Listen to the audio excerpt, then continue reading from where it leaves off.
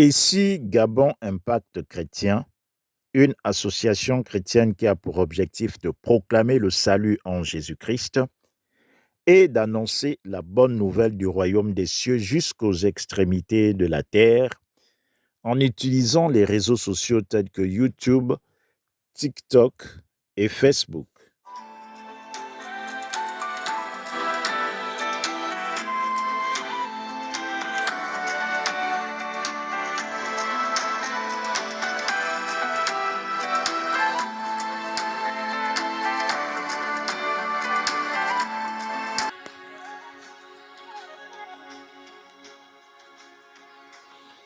Bien-aimés dans le Seigneur, nous sommes dans la joie de vous retrouver encore aujourd'hui pour annoncer la bonne nouvelle du royaume des cieux. Le thème de notre courte exhortation de ce jour est intitulé « La vie est la première récompense de la foi ». Bien-aimés dans le Seigneur, la vie peut être définie comme le fait d'exister, le fait d'être en vie. Elle désigne donc l'existence humaine elle-même, ainsi que les conditions sociales et économiques et culturelles dans lesquelles elle se déroule. Bien-aimés dans le Seigneur, avoir la vie, c'est donc exister. Et vivre ou avoir la vie est ce que l'homme a de plus précieux. Sans existence dans la vie, on ne peut pas espérer. Sans existence, on ne peut pas se projeter dans la vie. Mais très souvent, voyez-vous bien-aimés dans le Seigneur, les défis auxquels l'homme peut faire face peuvent lui faire perdre de vue que la vie est son trésor. C'est ce qui fait que certaines personnes placent les choses de ce monde comme prioritaires. Or, c'est parce qu'ils ont la vie qu'ils peuvent envisager de posséder ces choses. La vie est donc un trésor pour l'homme. Par ailleurs, bien-aimé dans le Seigneur, nul ne peut exister par lui-même. C'est Dieu qui fait vivre. La vie est un don de Dieu. En nous conservant la vie, Dieu nous donne l'opportunité d'exister et de se projeter dans la société. Deutéronome 32 au verset 39 nous dit, ici c'est Dieu qui parle, « Sachez donc que c'est moi qui suis Dieu, et il n'y a point de Dieu près de moi. Je fais vivre et je fais mourir, je blesse et je guéris, et personne ne délivre de ma main. » La parole de Dieu. Amen.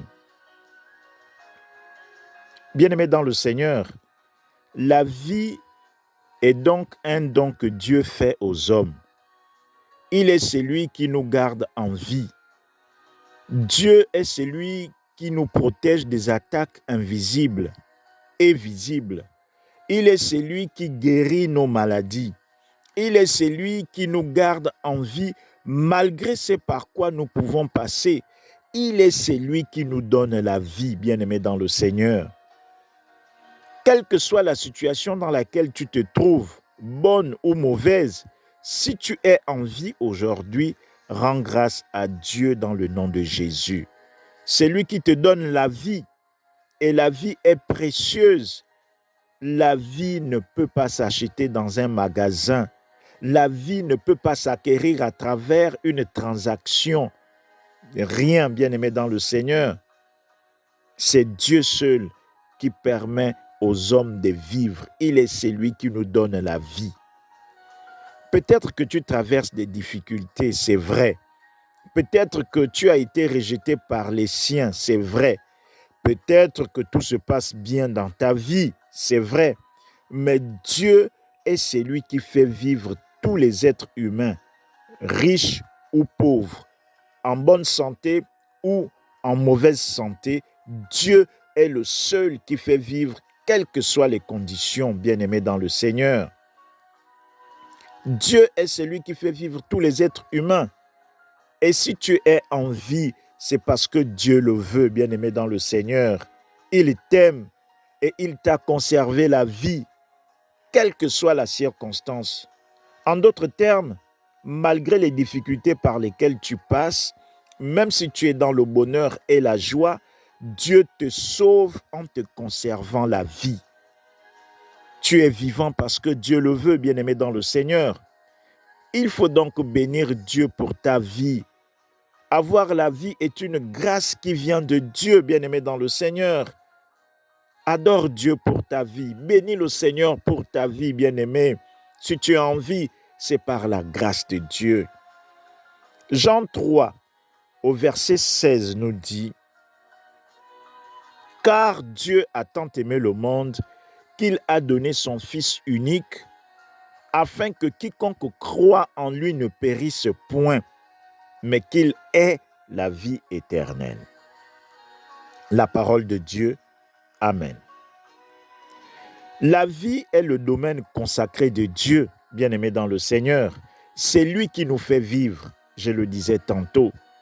Nous voyons dans ce passage de Jean 3 au verset 16 que la vie est la première récompense de la foi. Avant de nous donner autre chose dans la foi, bien-aimé dans le Seigneur, Dieu nous donne prioritairement la vie. Le projet de Dieu est de nous faire vivre maintenant et dans l'éternité. Dieu n'a jamais eu un autre projet que de nous donner d'abord la vie. Il veut que l'homme soit en vie le plus longtemps possible et qu'il vive dans l'éternité. Mais cela nécessite que nous ayons la foi en l'œuvre que Jésus a accomplie à la croix pour nous, bien-aimés dans le Seigneur. C'est celui qui croit en Dieu par Jésus-Christ qui a la vie sauve et qui vivra dans l'éternité. Bien-aimés dans le Seigneur, Dieu est l'auteur de la vie et il nous commande de croire en Jésus, son Fils, si nous voulons avoir la vie sauve devant tout ce qu'il y a comme complications dans ce monde. Jean 10, au verset 10, nous dit, je lis la parole de Dieu, « Le voleur ne vient que pour dérober, égorger et détruire. Mais moi, ici il s'agit de Jésus, c'est lui qui parle, mais moi, je suis venu afin que les brebis aient la vie et qu'elles soient dans l'abondance. » La parole de Dieu, Amen.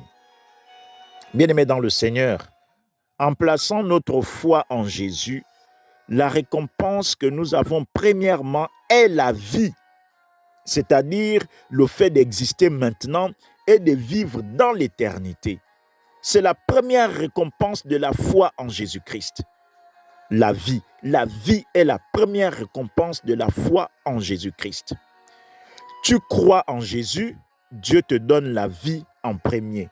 Tu crois en Jésus, Dieu te fait vivre premièrement, quelles que soient les situations par lesquelles tu passes, bonnes ou mauvaises, la vie, Dieu te la donne en priorité à cause de la foi que tu as en Jésus. La vie est donc la première récompense de la foi en Dieu, bien-aimé dans le Seigneur. Bien-aimé, tu dois adorer Dieu pour ta vie. C'est lui qui te garde en vie. Dis-lui merci, mon frère. Dis-lui merci, ma sœur. Ta vie est entre ses mains. Dans ce passage de Jean 10, 10, bien-aimé dans le Seigneur, nous voyons que Dieu donne premièrement la vie. C'est par la suite qu'il donne l'abondance à ceux qui ont la foi en Jésus. L'abondance de la santé, l'abondance des biens, l'abondance de joie, l'abondance de Dieu, que Dieu donne plutôt, bien-aimé dans le Seigneur, vient après qu'il ait donné la vie. Bien-aimé dans le Seigneur, la vie est la première récompense de la foi en Dieu. Avant de finir ce message, bien-aimé dans le Seigneur, je voudrais vous partager l'histoire d'Ebed-Melech. C'était un Éthiopien unique qui travaillait au palais avec le roi Sédécias. Sédécias était en ce temps le roi de Juda. Jérémie le prophète avait annoncé de la part de Dieu que Babylone devait annexer le pays de Juda et qu'il fallait que le roi se rende pour qu'il ait la vie, lui et tous ceux qui sont avec lui. Dans le cas contraire, les habitants de Juda seraient tués et Juda serait mis en feu par Babylone. Mais le roi Sédécias n'avait pas écouté le prophète Jérémie. Lui et ses conseillers estimaient que le prophète décourageait les soldats de Jérusalem et tout Juda. Le roi de Juda comptait sur le secours de l'armée d'Égypte pour le défendre devant Babylone. Mais l'armée d'Égypte ne l'avait plus soutenu comme convenu. Jérémie insista avec la prophétie de l'Éternel et sur la demande de ceux qui étaient contre le prophète Jérémie, le roi jeta Jérémie en prison, puis dans une citerne remplie de boue.